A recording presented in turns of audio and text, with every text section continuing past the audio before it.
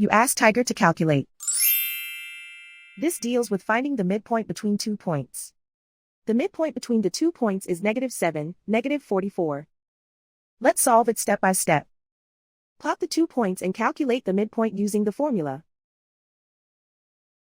The coordinates of point 1 are, x1 equals 33, y1 equals -78. The coordinates of point 2 are, x2 equals -47, y2 equals -10. PM represents the midpoint of the 2 points.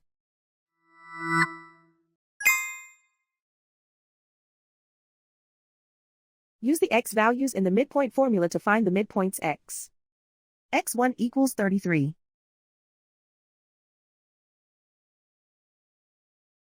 x2 equals -47.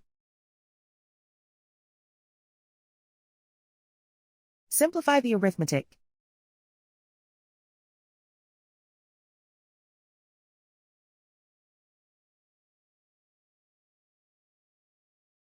Use the y values in the midpoint formula to find the midpoints y. y1 equals -78. y2 equals -10. Simplify the arithmetic.